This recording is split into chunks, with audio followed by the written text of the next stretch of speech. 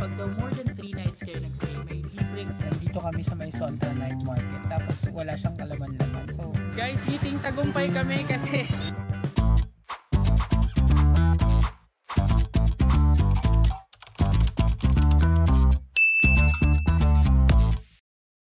amazing people, and welcome back to my YouTube channel. So today is our last day dito sa Da Nang, Vietnam, at marami pa rin tayong mga activities na gagawin. Una sa ating listahan ay pagbili ng additional luggage sa Sontra Market. So babalik tayo sa Sontra, guys. Bibili tayo ng luggage dahil sobrang dami namin mga pasalubong and good finds na nabili dito sa Da Nang na iuuwi namin, at kulang yung luggage na size na dala namin papunta dito, kaya bibili tayo doon. And at the same time, mag-check out tayo dito sa King's House Hotel and Villa para mag-move sa ibang hotel na pagstayan natin for a couple of hours before we head to the airport for our flight back to the Philippines. So may bago tayong hotel, guys, kasi hanggang ngayon lang yung nabuko dito, and gusto naman namin mag-try ng ibang hotel for a change para may ibang ambience at may experience naman natin yung ibang location. So exciting day today, guys, at babalik na tayo sa Pilipinas. So tara, guys, samahan nyo kami.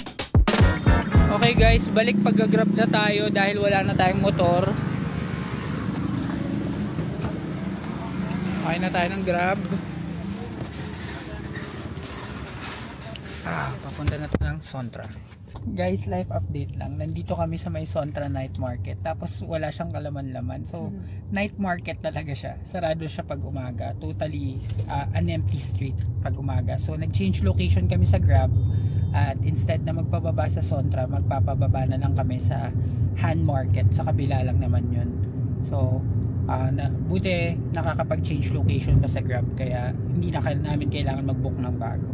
So, let's go sa Han Market.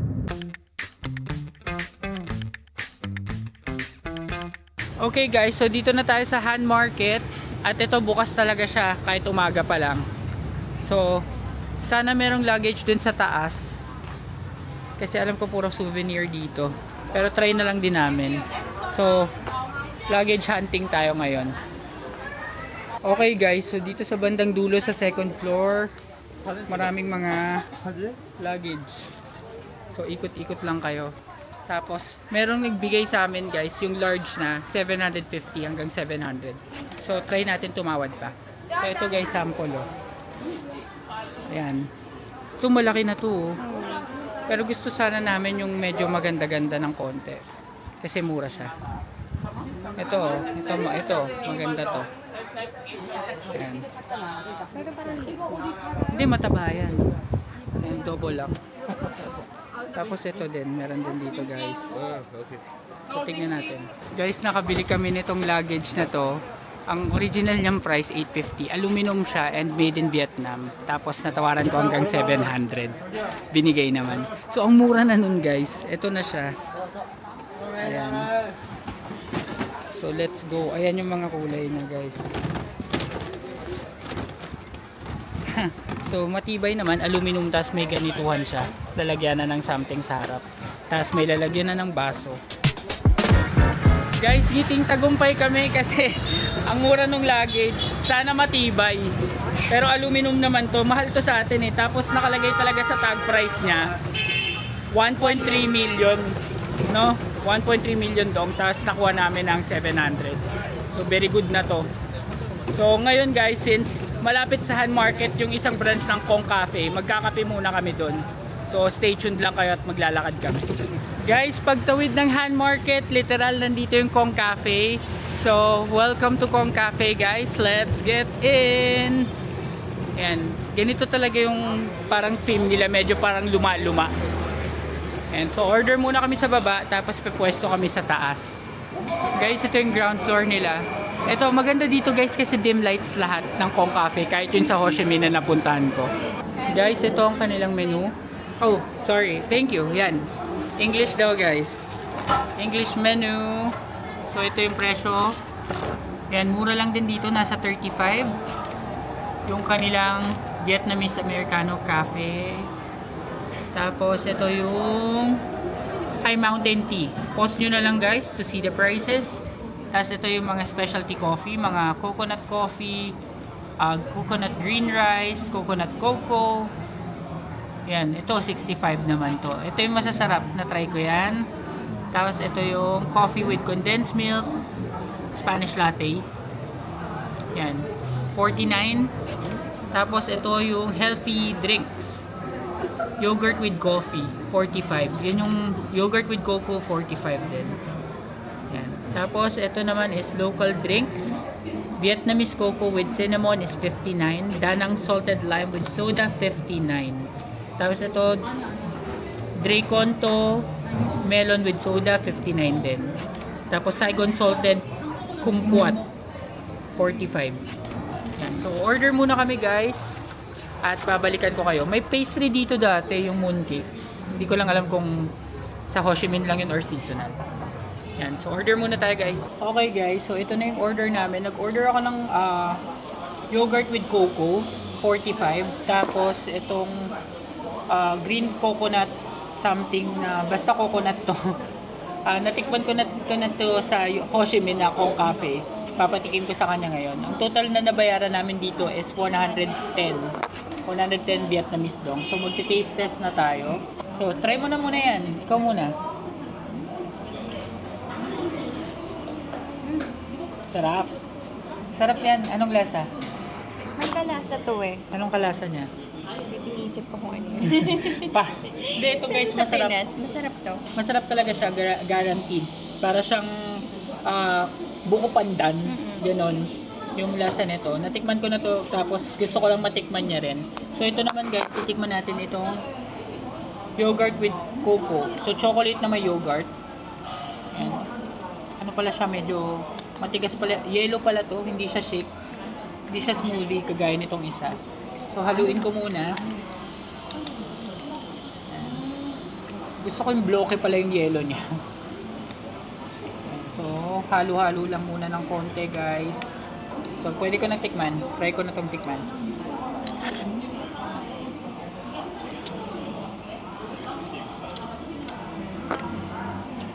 For some reason, nagko-complement yung yogurt tsaka yung cocoa. Pag hinalo mo siya, kasi yung cocoa may konting pait yan eh. May konting, lalo na pag pure cocoa yung ginamit. Hindi siya yung parang Milo. So, yung pure talaga yung gamit. Tapos may yogurt, so medyo may asin. Okay din naman siya. Medyo nakakaumay lang ng konti. So, siguro mga nasa 8 out of 10 to sa akin. Pero itong drink na to, 10 out of 10 to guys. Guaranteed. Sa bukayo? Alam mo yung bukayo? Oh, kasi nga sa coconut. So, inom muna kami guys habang may oras pa ng konti. Tapos pagbalik sa hotel, magpapak lang kami ng konti dun sa bagong luggage and then check out na tayo. So, stay tuned. Okay guys, so tapos na kaming quick coffee break dito sa Kong Cafe. Pabalik na rin kami sa King's House Hotel and Villa para mag-impake at mag-check out na rin tayo mamaya. And bago natin ituloy yun guys, panoorin nyo muna yung aking naging foot spa experience na libre kapag nag-stay kayo for more than 3 nights dito sa King's or doon sa King's House Hotel and Villa. So watch this. Hi guys, so ito yung last night namin dito sa King's House Hotel and Villa. And naalala ko, nung binuko to sa Agoda guys, pag daw more than 3 nights kayo nagstay, may libreng 30-minute foot massage. So, since last night to, ngayon lang namin siya pwede i-take advantage. And pang isang person lang yun. So, tatry namin kung pwedeng dalawa kami, tapos magbabayad na lang ng extra kung gusto ni Kai. Kasi medyo ayaw niya ng mga ganong massage. Pero, tignan natin kung magiging maganda ba at worth it yung experience. Since free naman ito guys, kapag nag-book kayo ng more than 3 nights dito sa King's House Hotel and Villa, pwede kayo mag-take advantage ng free massage. So, bababa kami ngayon para magpa-massage. Let's go! Okay guys, so yung massage room nila ay dito sa left side. Dito. Guys, ito yung price ng massage nila kapag magpapa-massage kayo. Yung foot massage is 350 Vietnamese dong 1 hour. Ayan. So guys, ito ang massage room. Pwede daw mag-video, nagpaalam naman ako. Ayan. Upo daw yung guest. Yes, ayan na siya. Ayaw ko pa dyan. I have wound here. Sorry.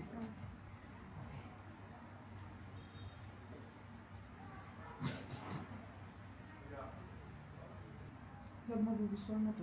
Pero makikiliti ka. Ano kung nakuwit Ayan yung ginagawa niya, guys. Aray ko. Nakikiliti.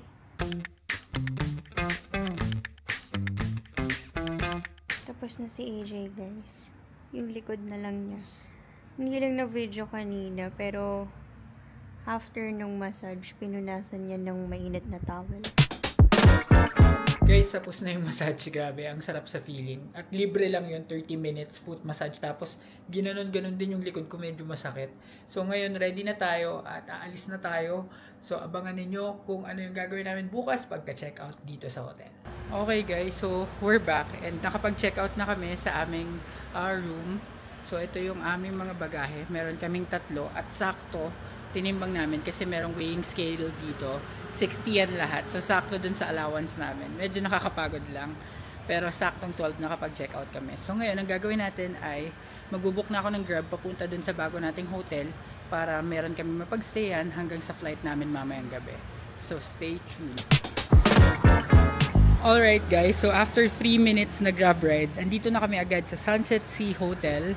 So, papakita ko lang sa inyo yung entrance niya. So, ito yung harap niya. Merong slide ng luggage dito. Hindi pa namin inaakyat yung luggage. Tapos, ito siya. Aircon yung loob. Kaya sabi ko, pasok na muna kami. Tapos, tatry kong mag-early check-in guys para makapag-room tour tayo at makapahinga kami. Sandali lang guys.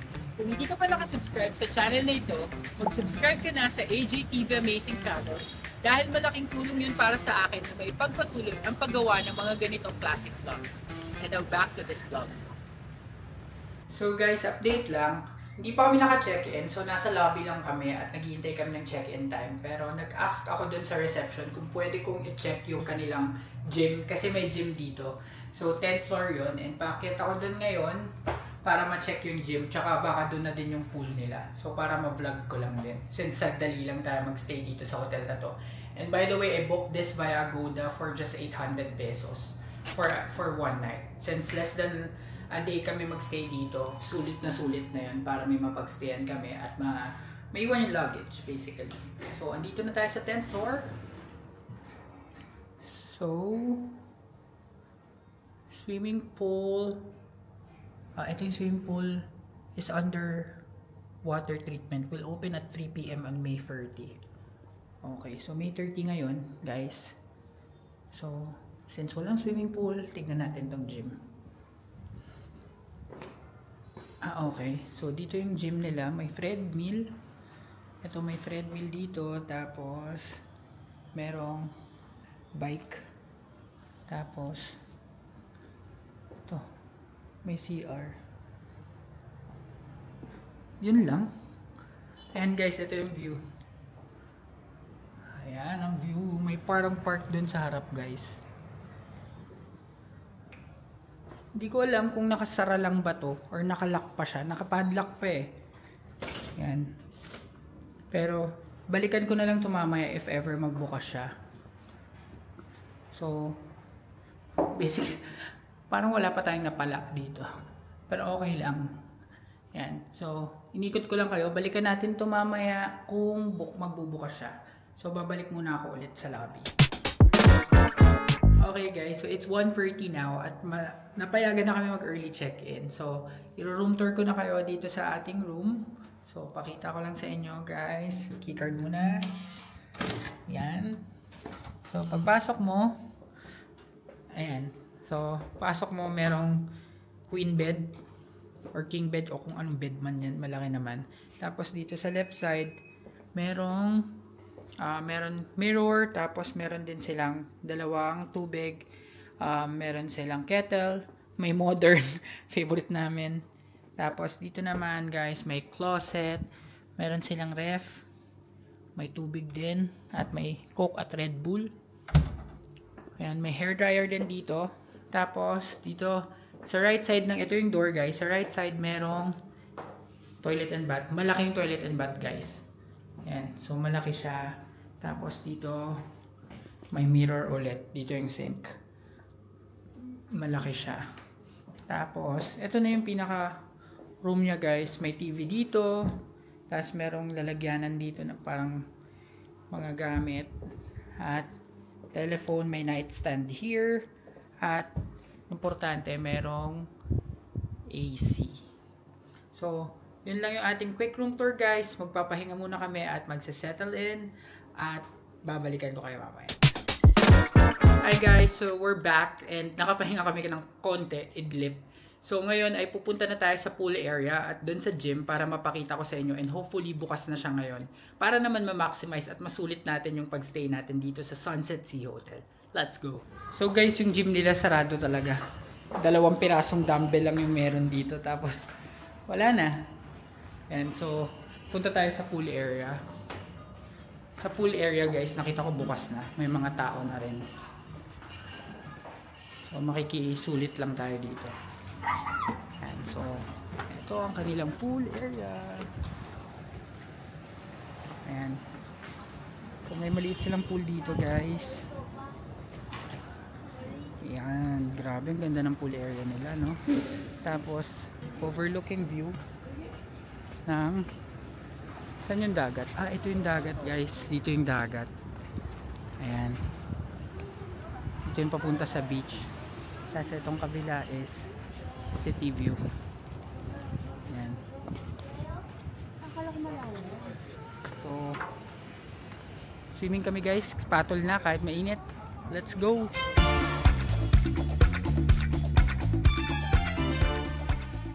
Guys, solo na namin yung pool.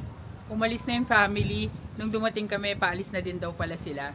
So, nagpicture-picture lang kami kasi napakagandang spot nito. Rooftop pool. At kitang-kita yung city view dito. At dito sa kabila naman is yung beach view. So, mag-swimming muna kami guys para ma-enjoy natin yung ating stay dito sa hotel.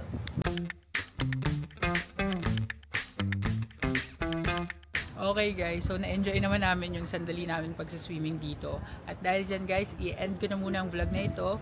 Maraming salamat sa lahat ng nanood ng episode na ito ng ating Danang Vietnam Vlogs. At kung nagustuhan ninyo ang video ito, please give me a like, comment, share, and subscribe to my channel.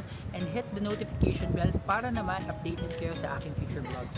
Abangan ang last episode ng ating Danang Vlogs, which is yung airport process natin sa susunod na episode. Yun lang guys, maraming salamat. Bye!